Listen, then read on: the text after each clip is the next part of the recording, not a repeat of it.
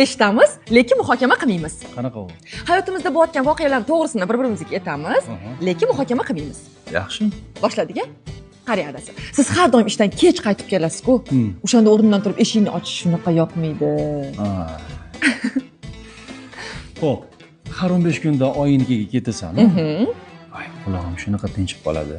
Qaniydi yana 15 kun qolib ketsang deb qolaman. Shunaqami? Unda eshiting. 3 kun avval sizdan ko'ylagimga deb $1,500 pul olgandim. O'zi ko'ylakning narxi $200, 1300 ni ukamga berib yubordim, kreditiga to'lab yubordi. Yaxshi. Qo'shnimiz Nigor bor-ku. O'shim bilan rostdan yuraman. Ey, bu meni fokusimda emas. Seni hayron qoldirish uchun aytdim. Adasi. Zino qarz bilasiz-a?